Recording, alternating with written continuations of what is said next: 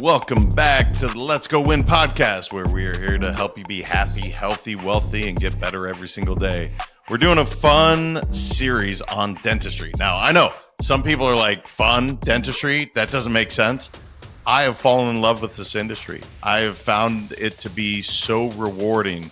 It has absolutely become my niche. And for those of you that know, I've been looking for that since selling my third company.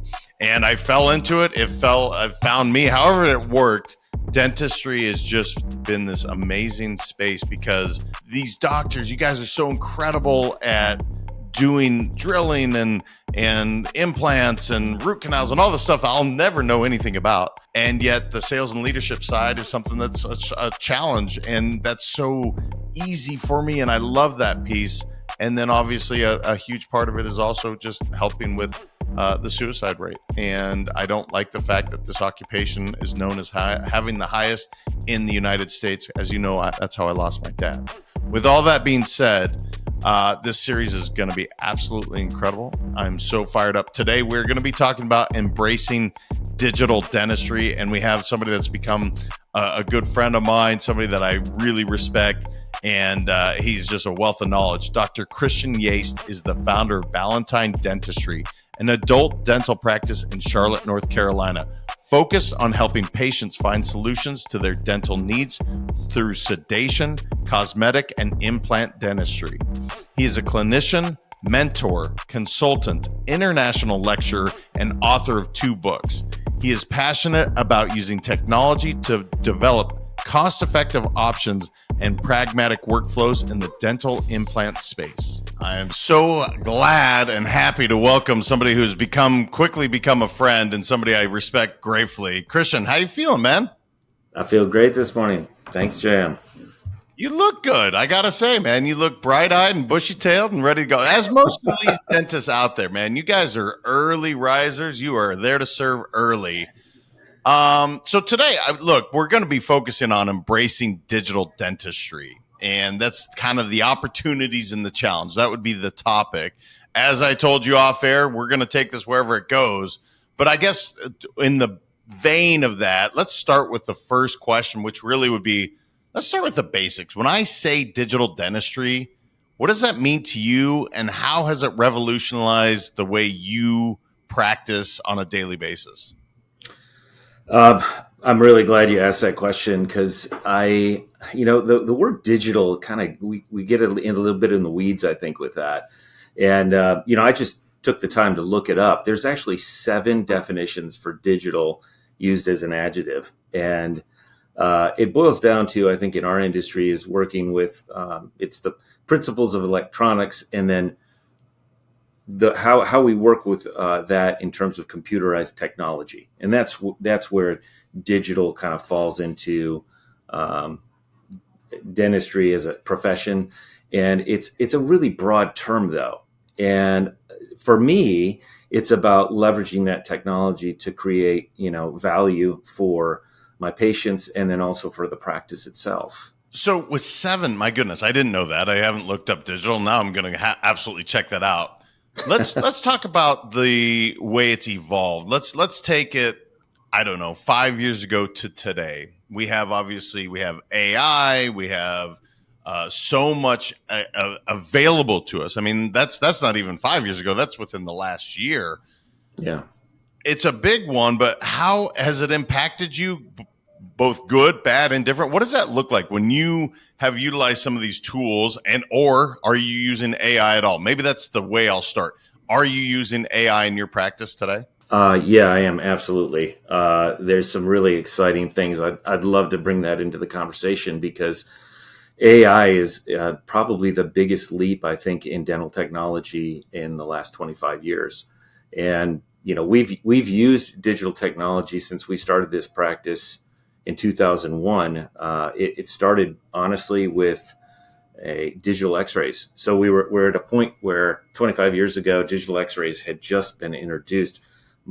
I was trained using analog x-rays where you would dip them in tanks and develop them. It took a long time. And so my partner at the time and I decided, like, well, are we going to make the jump And I'll be honest, I'm a digital junkie, if so to speak. I'm one of those crazy guys that went out and bought one of those Apple Vision Pros as soon as it was introduced. So I've always tried to stay on the forefront of what the technology can do to help us in our practice. But I would say that 25 years ago, we said, okay, if we jump into digital technology, we know there's going to be some hurdles. We know there's a learning curve, but will it make us more efficient? Will it make us more profitable? And, by doing that, how does it make our practice look? We wanted to be cutting edge. Um, we wanted to be able to delegate as much as we could to our team, because again, that goes along with efficiency. And then be able to do procedures and tasks more rapidly.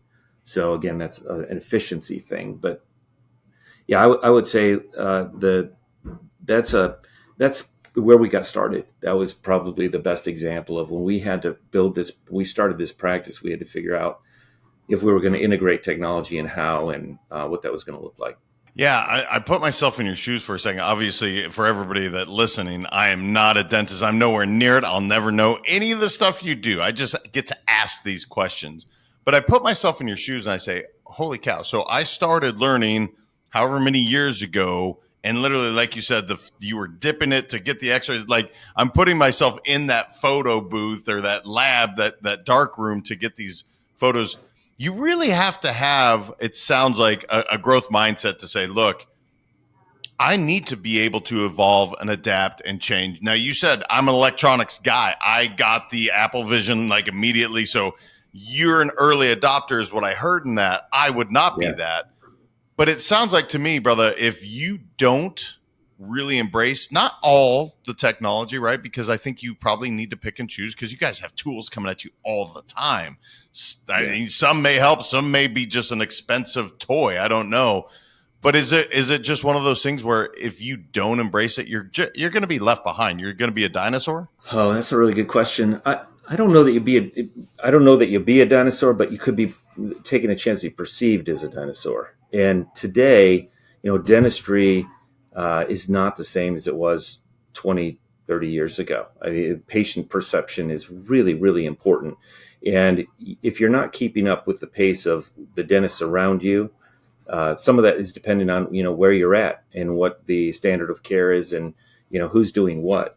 But I think for most of us that are in the profession that are trying to do advanced procedures, or trying to be what's a lot of your listeners are going to be people that want to be what we call super GP. So a general practitioner that does a lot of things. It's not just fillings and cleanings anymore. I mean, we're talking about advanced procedures with implants, sedation, cosmetic dentistry. There's so many different things out there.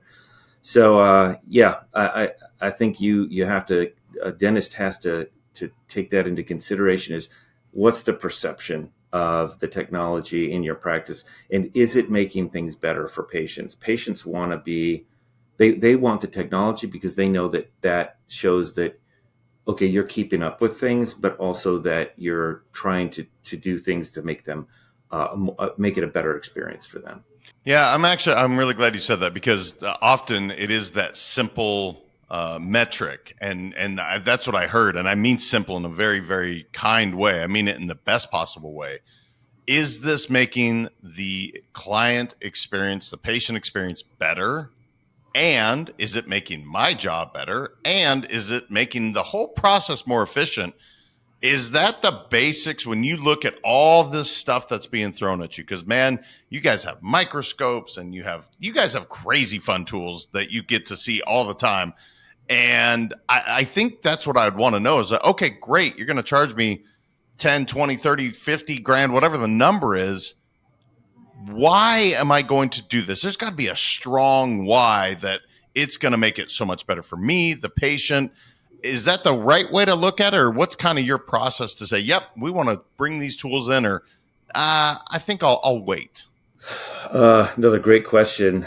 So evaluating technology, especially digital technology, is definitely something that dentists have to consider. And there's a lot of things to think about. One is, you may be bringing something in that's of value to your patient, but can you afford it? Is this something that what's the return on the investment? So if you say like, okay, you evaluate it and it's going to help you be more profitable, it's going to help you be more efficient, you're going to be able to delegate things to your team, then it may be something that's appropriate to be looking at. But there's always something to be said about, letting the other person be first. So, that curve you mentioned, I'm very familiar with that. In fact, there's a great book on that bell curve with technology. And I would say for us in our practice, if this is the curve, we're not down here. We don't want to be bleeding edge. And I don't know that many dentists really jump into bleeding edge technology, but cutting edge is kind of as you're starting to climb that bell curve. And if you're not in that area right there, it's okay. But the farther you get, the less you have to leverage the idea that like, hey, we're a high tech practice. If you wait 10 years to get a dental impression scanner or some of the things that are really widely accepted right now in our industry, then you don't have that advantage. But you also don't have the risk, and you're probably going to spend less money. So weighing all those things, the technology tends to get more expensive in the beginning, and then the competitors come in, and as that bell curve goes up, things get less expensive. People work out the kinks. It's probably more of a personal decision for most dentists, I think, as to where he or she wants to be, where their comfort level is. But if you don't adopt it's almost, to be honest with you, you have to adopt new technology. We're forced into it. I mean, there's the older technology is, analog methods. So analog impression material, for example, it's going to be around for a long time. And it has been the standard of care for many, many years. But digital scanners made their entry into the space 20 some years ago with CEREC. And CEREC was one of the very first scanners on the market. And all of a sudden, you could do crowns and restorations and things for people, and you didn't have to take impressions.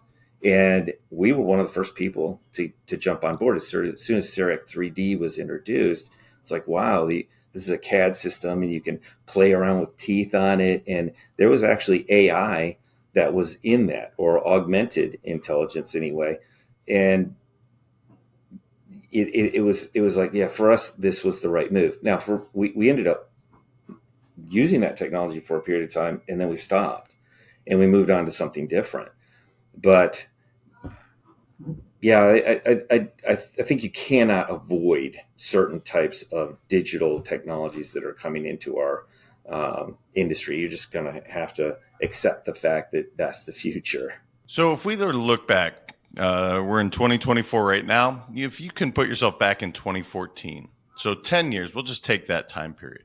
When we look at all these tools that have come to you, all this new digital stuff, again, it's a big word, as you said, but AI, digital, electronic, has it vastly improved the speed and efficiency with what you can help clients with? Or is it not so much speed, but rather, man, we're able to really detect things that maybe we couldn't before. We can plan for something so much greater than it, not guesswork, but it was a little bit of, gosh, we're going to follow this plan, but we couldn't see everything. Has it vastly changed in that last decade?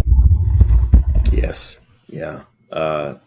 It's gotten really muddy too, because you've got so much noise, and there are so many different parts to what we do that the industry in itself has literally just exploded with digital, so to speak, technology. And yeah, 10 years ago, for instance, a cone beam, or a CBCT as we refer to it, is a radiograph that basically shows three-dimensional image of a patient's face or head or jaws and the teeth. And that allowed us to, it was probably a little longer than 10 years ago, maybe it was 12 or 13 years ago, but we got really interested in that because we place implants in our practice. And without that technology, we couldn't see certain things that we needed to see, whether it was nerves or bone density or bone width or things like that. That vastly improved the patient outcomes, the results that we were getting with dental implants where as before, a lot of it was guessing. You had to be just a really good guesser. And now we could look at an x-ray, look at it in 3 dimensions and go, okay, this looks like the best place. It gave us a jump up. What's happening now is an even bigger jump where the artificial intelligence is actually placing implants, is actually coming up with, finding areas on the x-ray to stay away from. I could get into some things here. I'm using a new software right now. We're testing this software called Diagnocat, and it's just unbelievable what can be done now with this software and the technology. We take these digital pieces, put them into this little puzzle box, and the computer literally merges all this information together and spits out a surgical guide, which is, I didn't have to design it. My team didn't have to design it. It just makes it for us. And it's just a huge leap over what we were doing even 10 years ago. You said the word testing, and the reason I want to hit on this is because I firmly believe whenever you're learning anything, I don't care whether it's in my world, sales, leadership, or in your world, where we're trying this new scanner. Again, pardon my technical, not having the jargon down, but whatever new thing I'm trying, I believe in learn, apply, reflect, right? That's you learn something, somebody showed it to you, you went to a conference or a vendor came by and said, hey, this is this amazing tool. Okay, cool. I'm learning something. Now I go apply it. And this is my question, the apply, the testing. You clearly aren't just going, okay, first patient, here we go. We're just going to try it out on you and then reflect on how it goes. I'm imagining that's a no-no in your world. So what does that process look when you say testing, brother? What is your process to say, okay, cool, got this thing. I learned something new. This is amazing. It could do all these great things, but I need to test it out. What does that look like for you? Because I think often we don't talk about that actual learning process, that trial and error process, that group that you can depend on to say, hey, man, I got this cool tool. Oh, you have it too. How's that working out for you? What does that look like for you? Well, a lot of the testing, when I say testing the software, we're trying out this software. I was asked to be one of the beta testers for it. And we never take a piece of technology and go, oh, patient, Mrs. Smith, we're going to test this new thing on you to see if it works. Most of the actual patient outcome type of things have already been done. That's less of a concern for me because we definitely don't want to do anything that would put a patient at risk. But when it comes to actually getting to that point, so if you're doing a crown for a patient, for instance, that's something that, that the patient needs a crown. Now, what's the technology that you're going to use to get there? Are you going to do an analog impression? You're going to do the old fashioned way? Are you going to use a scanner? And as long as you're not hurting somebody by doing that, then I think it's okay to be on that cutting edge or even the bleeding edge, as long as it doesn't hurt somebody. And if it increases the value to the patient. So for instance, I have a lot of very busy adult patients, and that's what we see in our are in our practice as adults. And a lot of them are working adults. And so time is really, really important to these people. So if I can speed a process up for them or reduce the number of visits that they have to come in to have a procedure done, they love that. And so, you don't want to test, you don't want to hurt anybody, but at the same time, if you're an early adopter, you do have to go through the grind, which, brings us back to there's a cost. There's some risks to your workflows, to your efficiency in the beginning, because there's a learning curve too. But at the same point, if the dentist is one of those people that likes that and is an early adopter, it's worth it. When you look back, let's take maybe a 5-year period. Maybe it's shorter, where you look at something, you're like, man, this thing was going to be freaking amazing. It's life altering. Dentistry is going to change forever. Oops, not so much. Do you have one without burning down anybody's specific product? But is there a tool where you were like, man, I thought this was going to change dentistry forever, and it just wasn't, man. You have any examples of those where you were just like, gosh, it made sense on paper, which I have a ton of ideas that make sense on paper, but sometimes applicable, a little different. Any of those that stand out to you where you're like, man, that thing just didn't work out the way I thought? So many.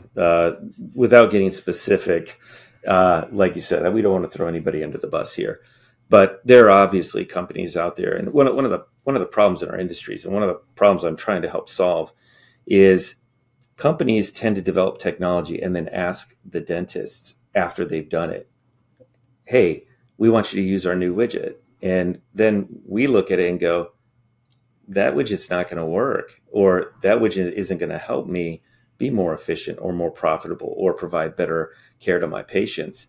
And they've just wasted millions of dollars in development and research on the specific technology.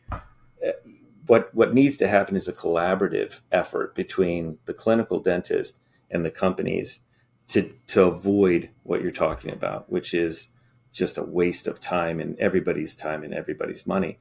What I would tell you is the biggest challenge, really, or the thing that I've seen over time, is as technology develops, it outdates itself so quickly now.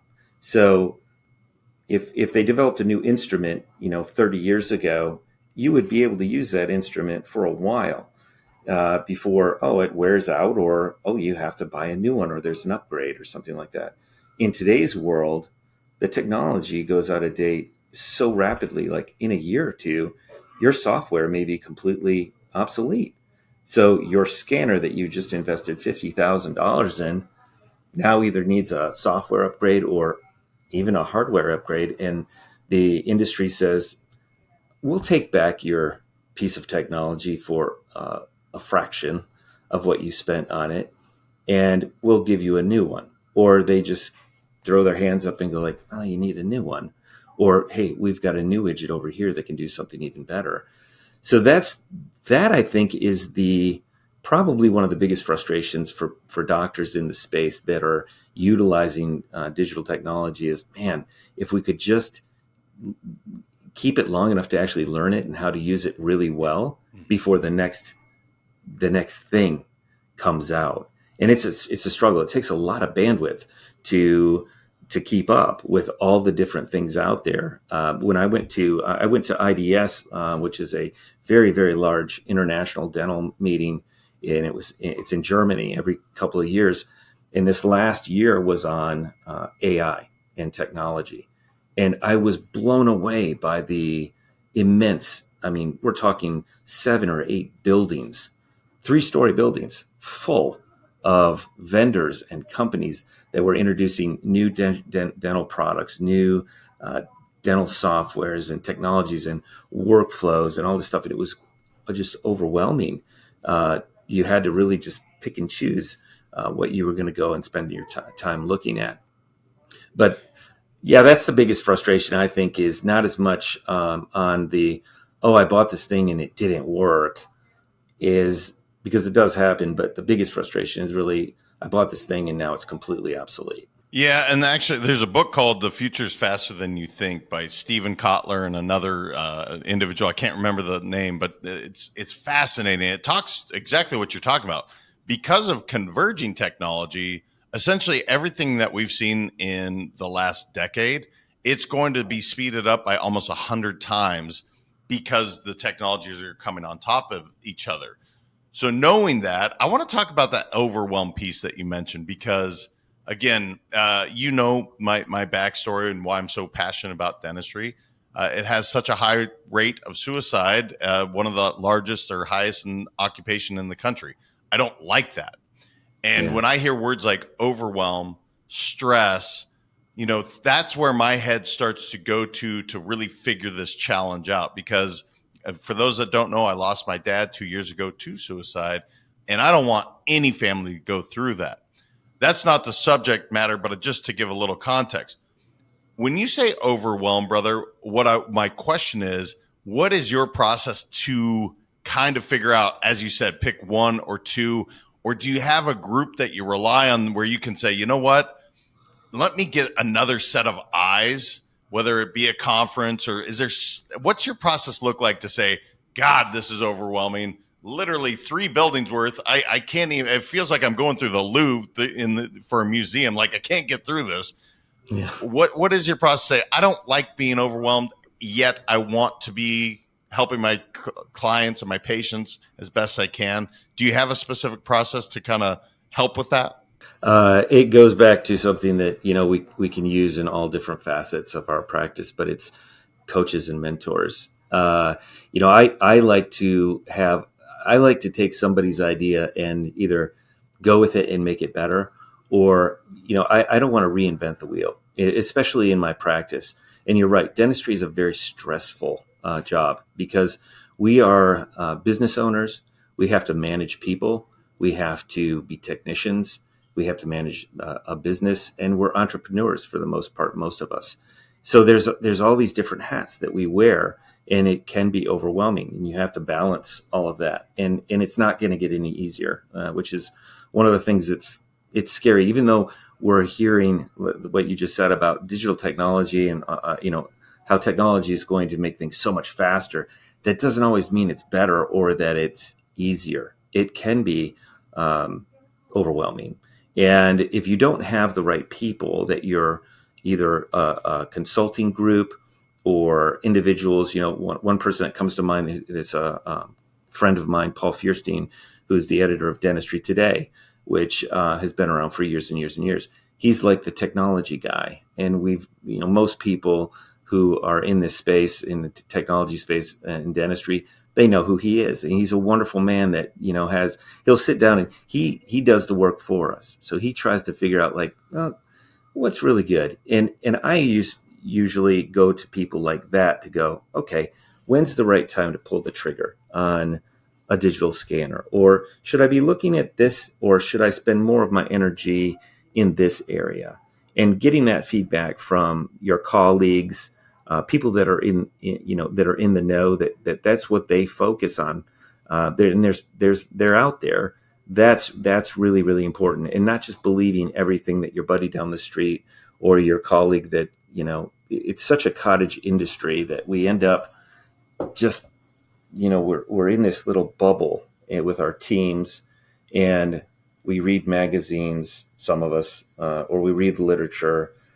But very, very rarely, I mean, there needs to be community. And so if you're not part of a community where you can share ideas and brainstorm and mastermind and things like that, it makes it much more difficult. So that's how I've done it. I've just looked for coaches and mentors and communities that would help me. Yeah, man, shiny object syndrome comes to mind as I was picturing myself going through the 3 buildings in Germany. I'm thinking of this and I'm going, holy cow, I want that. Now I'm a consumer, bro. I buy everything. I'm like, yeah, man, that thing looks amazing. I'll buy it.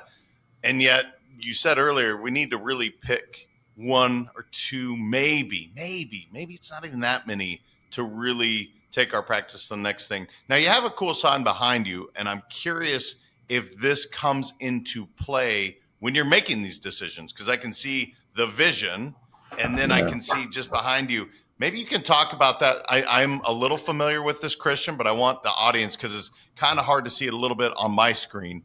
Does that part of your decision-making process, does the core values that you have at your practice, does that help? Oh, we're going to open up a whole can of worms here, JM. It absolutely is. I decided years ago that, when I was telling you earlier that we have all these hats we have to wear, I just didn't want to wear all those hats. And I'm not a good manager. I'm an entrepreneur. I like to think I'm a really good technician, but I don't manage people well. And so I started looking for ways to empower my team to do things for me. And that's why this for those that are watching this podcast and not just listening to it, in my practice, it's a little backwards than it used to be when we first started practicing. We used to go, okay, well, the most important thing is making money. That's, we're running a business here. We got to make money. And then we got to take care of our patients. I worked at McDonald's growing up. It was always the customer's always right. We had to make sure that the customer was satisfied. And then, as an afterthought, these people around me that help me do my job, I should probably do something nice for them too. But I realized through a period of time and experiences and with coaches and mentors and things like this, that I had it completely backwards. And the team is the most important thing to me. Absolutely 100%. They help me make decisions about technology. They help me evaluate, what's going on in our practice. They actually manage. I have leaders in my practice that manage other teams or departments, whether it's hygiene or assistants or our treatment plan coordinators or whatever that is. And then I get to spend my time mostly with those 5 people, and we try to build our business that way. And I put a lot of faith into those folks, and they know it, and they're handpicked. But then if I do that, I know that they're going to take care of my patients, and that's why it's a circular kind of an arrow. Is that my team comes first, and then my patients will be well taken care of, because my team, if you take care of people, they take care of the people that you want them to, and they do a fantastic job of providing VIP service to our clients. And then if you do all that, you don't have to worry about money. Money will come, and you will be prosperous. Your team will be prosperous, and then you can invest back into your team. So I appreciate you allowing me to say that. It's a passion of mine, and I don't always get the opportunity to talk about the vision that we have here. And if more dentists realized some of the concepts that you teach, even in your leadership courses, it makes so much more sense. It's such a better way to practice dentistry, and it's so much less stressful. It takes a lot of that stress of being a dentist that it gave us the reputation for being the highest suicide rate, and it literally just unpacks all that. So in my practice, I've been practicing since 1996. I have less stress today in my practice than I've ever had. I love dentistry. I am looking forward to the future. I'm not burned out. I'm the opposite of burned out. I'm just hyped up, and that's what I want to continue to stay doing. And I want that for my colleagues. I want that for the industry, because we have a lot of struggles right now. There's a lot of noise. There's a lot of things going on in dentistry today, and we have to depend on people to help us make sense of all that. So I want to just recap real quick, because it was a total 180: money, client, team, and now it goes team, client, money. And what I loved what you said, there's a couple words that are really important. I hope everybody caught it. Empower is a huge term. Notice he didn't say delegate. He said the word empower. There's a vast difference between the two, to where you are truly giving autonomy and letting them go. Letting go of control is really what I heard, to say, look, if I want to grow and scale my business, sure, technology, which obviously we're talking about today, is going to be a part of that. However, I am one person. I can only do so much. And by the way, I'm great at certain things, and certain things drain me, man. Like, there's probably doctors listening today that are like, technology drains me. Great. This is your opportunity to empower somebody on your team. So I freaking love that, man. What was that moment, that tipping point for you, where you made that decision? Because again, this is a big idea. Look, time is money, and I know with you guys, your time is it's important. But to go, you know what? We actually have it backwards. We're going to go team, client, money, and the money has probably more than come, and probably increased far greater than when you had to focus on money. So talk to me about that tipping point, brother. Was there a moment, that's eureka moment, where you're like, oh my gosh, I've been missing it? Yeah, it was a process, JM. It did take time, and it was something that I was learning probably throughout the last 10 years is where it really started to hit home. And I think the tipping point, the point where I actually had to just clean a slate and really lay this out in a visual manner and get this in front of my team, was the death of my partner, which happened 4 years ago, just after COVID. And once he passed away, it had a massive impact on me personally. It was devastating to our team, his family. I mean, it was just almost a shock. It was unexpected. And he passed away. And then all of a sudden, I was responsible for everything. And that was enormously confusing and stressful.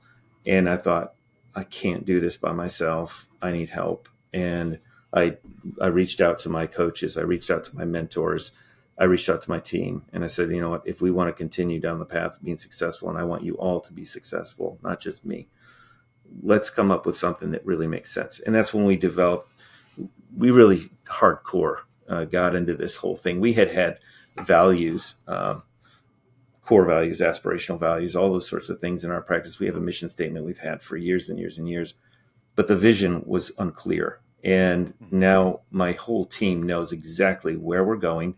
They know who's important. They know in what direction. And so we measure things by our values, and also, does it fit into our vision?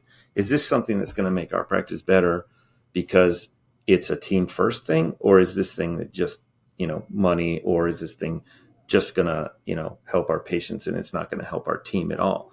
So we use it as a measuring stick of, and the people around me, they're actually, the empowerment thing is so important. I'm a control freak at heart. It is not a natural thing for me to hand control over to people.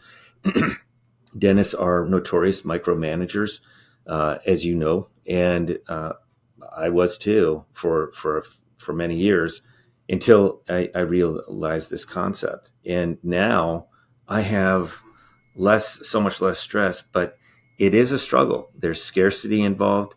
You have to be ready to take a different look at the way you're doing things. And these people are smart. Our team members are so much smarter than most dentists give, including myself, give them credit for being. And they can evaluate technology. They're not dumb. They can figure out this stuff. They're the ones that have to use most of it anyway, because we defer a lot of, or delegate a lot of our processes to our teams. So if they're not part of that process of evaluation, is this going to be good for our patients, and is this going to make more efficient? If they're not part of that process, their buy-in is going to be very little. So I'm so happy you brought that up, because we have to use our teams and our leaders as to measure that and to take the temperature of this technology. Like, hey, is this something you guys really want? Is this going to make you better? Is this going to help you? Great, let's look at it. Yeah, I have so many ways to take this, but one of the things that I love is the ability to say, look, I don't know everything. I do need help. And for you, it was, look, the tragedy of losing your partner. And I'm guessing, without knowing fully, as tragic as that was, and I'm sorry that happened, obviously, I'm guessing the practice grew because you were forced to. You had to look at it differently. Is that true? Yeah, our practice actually grew by 30% in the last 4 years, which, we took a bad thing and we used as an opportunity to, like, let's do better. Let's figure this thing out. And we jumped right in. And yeah, it did help. So I know this works. I know this concept of putting your team first works because I've done it. And I'm not the only one. I have colleagues that have done this as well. Not because of anything that I said, but just because they're reading the same books, they're listening to the same coaches, they're understanding things. Sunrise Dental Solutions, which I've been a member of for 15 years now, had a huge impact on helping me through that crisis. And okay, let's figure this thing out. And you need to do X, Y, and Z. So again, it comes back to mentors, coaches, leadership, understanding the concepts of how all that works, which is outside of the realms of dentistry, just hands-on being a dentist, and more of like, you're a business owner, or you're a person. So the people around you are important. They're the most important people. Yeah, and I'm familiar with Tony and Sunrise, and one of his whys is to really help dentistry. You guys scale, and to do it in a way where you're spending actually less time in mouths, growing your practice, scaling, and it is possible. But I love what you said. Look, I confronted. I looked in the mirror. I have control issues, and as you said, many dentists do. the more you can let go of those. And by the way, this isn't just for dentistry, this is for all businesses, because I've had the same thing. When you're able to empower your people to say, look, here's our vision, it's big. And if your vision fits inside of it, okay, now we've nailed that side. So hear that again. Your vision has to be big enough for everyone else's vision on your team to fit inside of it.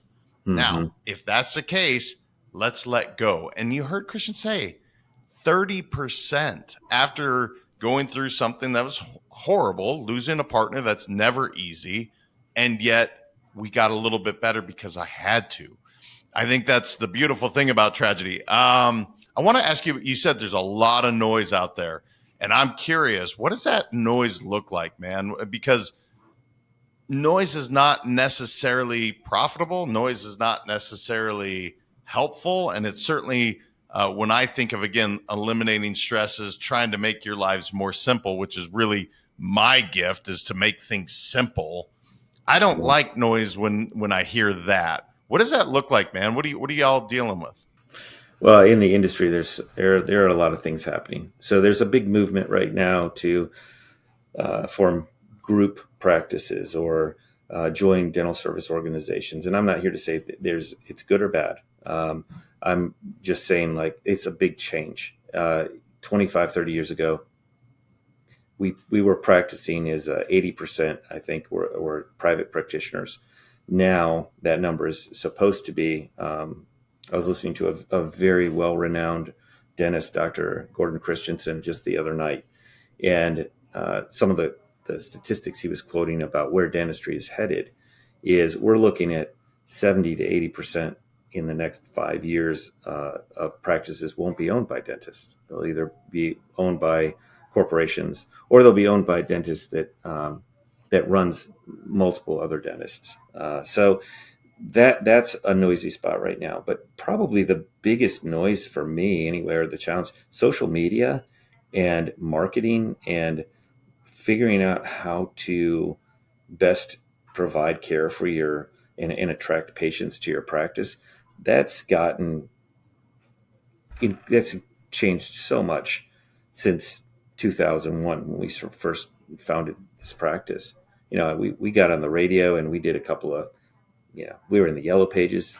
Some of your listeners don't even remember the yellow pages. It's like, it was easy, it was $2 a month. Now I have a full-time employee, my wife, that does our social media, and she spends literally all day on it.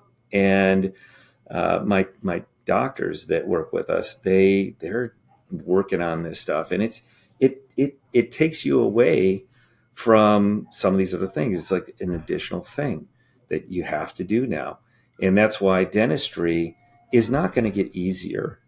It doesn't have to be hard, but you have to change. You have to be able to implement either these new technologies that are coming out or have a change in your perspective on how you're going to run your business. Let other people help you with that.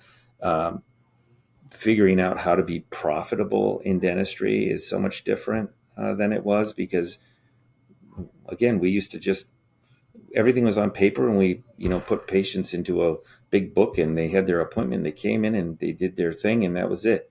Now we're expected to be able to do everything for everyone. And the way we refer patients has changed tremendously. So the specialties are shrinking and general dentistry is growing larger and larger and larger. And we're expected to be able to be, master of everything. And so another thing that I'll just throw out there that we've done that made us really helped is we just niched into areas where we wanted to be. And we do procedures that we want to do that we for instance, we don't see children. We haven't for the last 20 some years. And that was helpful to us. It just created less noise.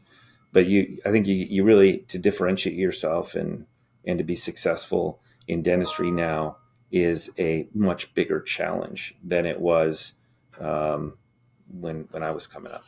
Yeah, I totally agree with the niche thing, and certainly we'll get into that in another episode because it's really important, right? You to distinguish yourself, to really do things that you love, perhaps maybe to find exactly like, look, I don't want to work with, not that you don't want to work with kids, but I'm just better with adults, or I just find that to be more fulfilling. Yeah. Great, there's absolutely nothing wrong with that. I do want to ask you because you mentioned social media when you dedicate, as you said, my wife is doing this full time.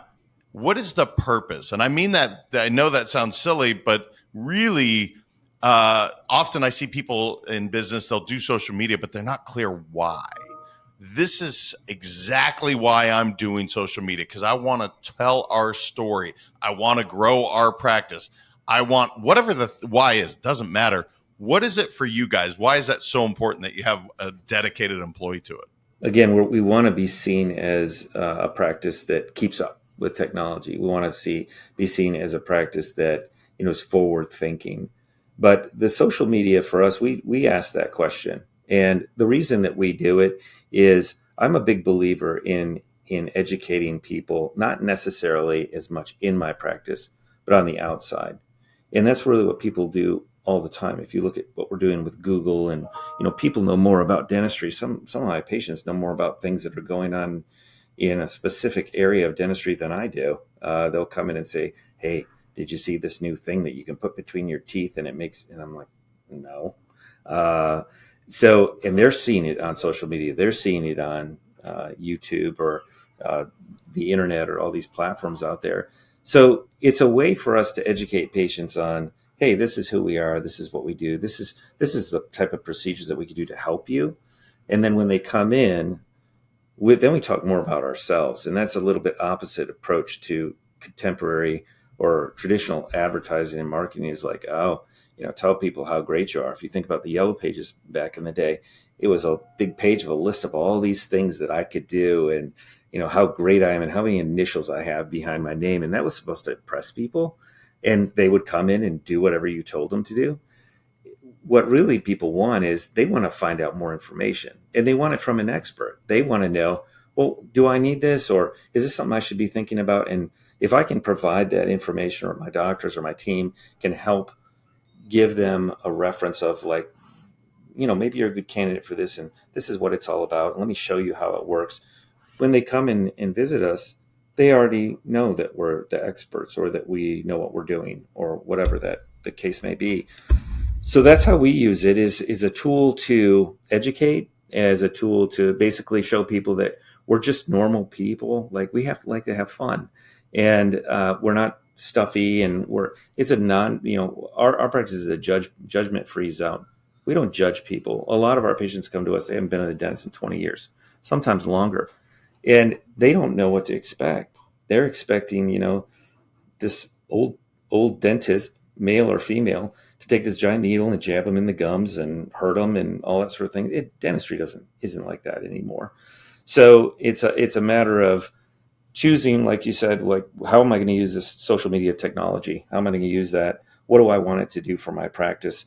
And then doing it the right way. And there's different ways to use social media too. So, but again, that's another noisy space that you have to dedicate either a person to help you figure it out, or you have to figure it out yourself. And that's going to pull you away from what actually makes you money, which is running a business, doing dentistry, putting your hands in somebody's mouth. And like you said, Sunrise is really good at helping doctors figure out how do I do all this and step back? I may love clinical dentistry, but how do I do it on my time? How do I do it in a way where it meets my needs and it brings fulfillment to me as a person? Yeah, it's a good question we should all be asking ourselves. Whether you're in dentistry or any walk of life, does this really serve what I'm looking for? And if not, why am I doing it?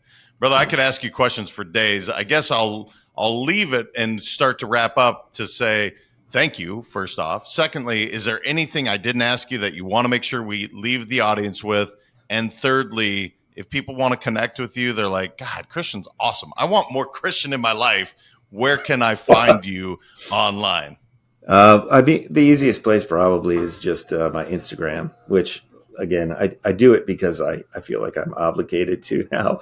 It's at Dr. Yaste, and most of my time is spent there is with dentists actually that are interested in fixed full arch implant dentistry. That's what I do most of my day, and I'm in that space trying to make it better and find ways to make us more efficient, more profitable, how to use technology in that area. But that's where you find me. And one thing that I would like to talk about that we kind of touched on, but I feel like, and this is a shameless plug for you, JM, and you didn't initiate this, but I've got your book right here. And this book, I had my team leaders read that, the Let's Go In. Last year, we started reading that when I first met you, and I was just really impressed. A lot of the ideas that you have resonate with me because of the books and things that I've read over the years, and my belief that leadership is one of the biggest areas in dentistry that we're lacking. Technology is fantastic. There's all kinds of stuff out there, but if you're not a good leader, or you're not making good leaders, you're not being as successful as you could be. And the challenge is like, let's make people as successful as we are, or let's try to make our teams successful and as individuals and as a whole. And you totally get that. And I love that about you. I love the fact that you're digging into our industry and you're bringing something to the table that is so lacking, and we need it so badly. And I just want to thank you for being a part of that. Well, thank you. Thank you for the shameless plug. That was nice. And I have it over my shoulder too, so I guess I am plugging it the whole time. But no, man, I appreciate that. And working with folks like yourself that really see the value of leadership and what it can do and how it can help grow your practice at 30%. I mean, I think anybody listening, that sounds pretty good. So, brother, thank you for coming on, sharing all your wisdom. And this is awesome. I mean, literally, just so many questions I have left. So you and I'll have separate conversations, or maybe we'll follow up with another episode when I can grab you. But thank you for coming. It's been my pleasure, JM. Thanks so much for having me, and have a wonderful week. Guys, go check him out. Dr. Yaste, Yaste. You'll see it in the show notes. This guy is a freaking genuine human being that is very, very authentic. He is growing his practice. He has a very cool culture. If I'm in dentistry or any business, I want to see. Literally, you see the sign behind him. If you're seeing it visually, it's powerful. And literally, he said 30% growth utilizing this system. I want everybody that's listening to do that. I hope you all enjoyed it. I appreciate you all. Until next time, remember your mindset matters so much. We'll talk to you soon.